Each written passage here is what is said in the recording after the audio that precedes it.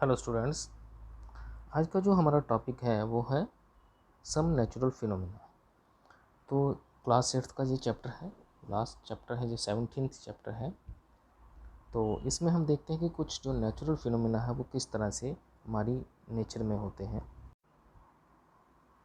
तो इसमें हम ये देख रहे हैं कि जो चैप्टर का नाम है उसी से हमें पता चलता है कि नेचुरल फिनोमिना क्या है, कि कुछ हमारी जो कुदरती तौर पे कुछ हमारे आसपास या हमारे नेचर में क्या है, कुछ ऐसी प्रोसेस होती रहती है, कुछ ऐसी चीज़ें होती रहती हैं जिनको कि हम समझ सकते हैं या समझने की ज़रूरत है।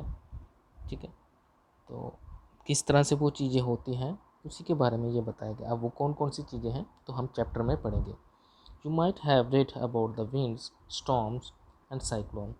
The cyclone can be cause a lot of the damage to the human life and property.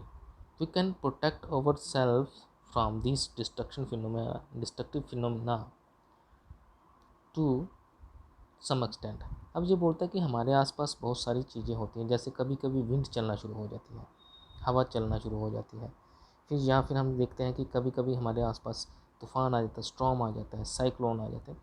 तो बोलते हैं कि ये सारी की सारी क्या है, नेचुरल फिनोमेना है। ये कुदरती क्या है, एक आपदा है बोल सकते हैं, या कुदरती एक प्रोसेस है जो कि होते रहते हैं। जिसमें से साइक्लोन ये बोलते हैं कि साइक्लोन जो होता है, जो बड़ा चक्रवाती तूफान बोलते हैं, ये बहुत ज़्यादा डैमेज करता है। किसको डैमेज करता है? ये ह्यूमन लाइफ को और प्रॉपर्टी को ज़्यादा नुकसान पहुंचाता है।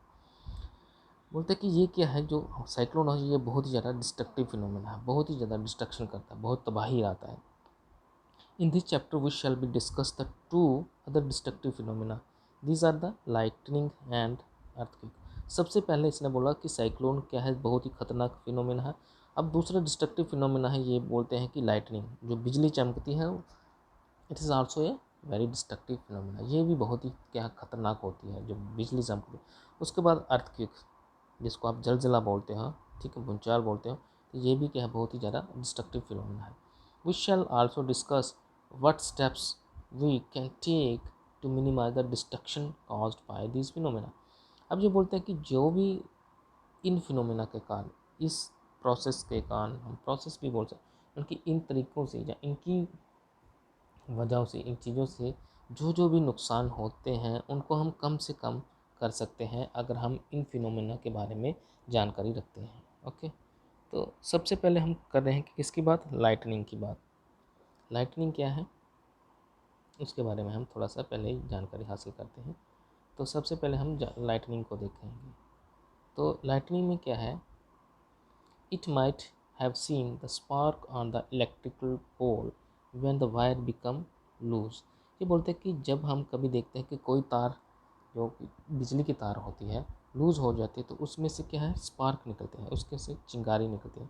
This phenomena is quite common when a wind is blowing and shaking the wire. You might also have seen the sparks when a plug is loose in its socket. बोलते कि जब हवा चलती है तो जो बिजली की तारें हैं उन पे जो हमने तारें लगाई होती है, वो अगर आपस में वो टकराएंगी तो उसमें से क्या है, चिंगारियाँ निकलती हैं, स्पार्क्स निकलती है। ठीक है, दूसरा जब हम घर में कभी किसी प्लग को, ठीक है, किसी प्लग को सॉकेट में लगाते हैं, ठीक है, ठीक है, तो किसी सॉकेट को उनकी वहाँ पे लगाने की, तारों को लगाने, तो वहाँ से भी क्या, स्पार्क्स निकलता है। Lightning is also electrical spark but on the huge scale. बोलते कि जो हमारी बिजली चमकती है, ठीक है, ये एक तरह से, ये भी एक तरह से क्या है, स्पार्क है, एक तरह से स्पार्क है। लेकिन इस केस में क्या है कि ये स्पार्क बहुत ही ज़्यादा अमाउंट में होती है। ठीक है, in the ancient time people did not understand the cause of these sparks. They were therefore afraid of lightning and thought that the warmth of the god was visiting. अब ये बोलते हैं कि जो पुराने टाइम के, एंशियंट टाइम के लोग हैं, उनको इस लाइटनिंग के बारे में इतनी ज़्यादा जानकारी नहीं थी। ठीक है, इसलिए वो लाइटनिंग से, बिजली से डरते थे। वो सोचते हैं कि ये लाइटनिंग है, ये ऊपर वाले की तरफ से कहर भी हो सकता है। ठीक है, तो इसलिए वो लाइटनिंग से डरते थे। Know the course we understand the lightning is caused by the accumulation of the charge in the clouds. अब ये जो लाइटनिंग होती है ये किसकी वजह से होती है, कि जब जो क्लाउड्स होते हैं, ठीक है, जो हमारे बादल होते हैं, वो क्या करते हैं, जब इकट्ठा हो जाते हैं, मान लो कि ये हमारे बादल है, ये इकट्ठा होते हैं तो इनके बीच क्या हो जाता है, चार्ज पार्टिकल बन जाते हैं। तो जब ये आपस में टकराते हैं तो उसकी वजह से लाइटनिंग बनती है। ठीक है, तो यही कहा गया है कि ये accumulation of the charge particle in the clouds.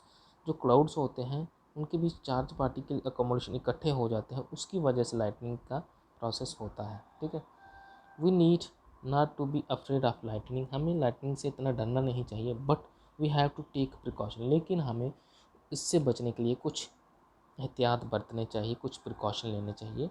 To protect our self from the deadly spark, हमें अपने आप को बचाने के लिए थोड़े से क्या करना चाहिए, स्टेप्स लेने चाहिए। ओके, तो ये तो हमने थोड़ा सा इसका इंट्रोडक्शन पढ़ा है लाइटनिंग के बारे में। ओके।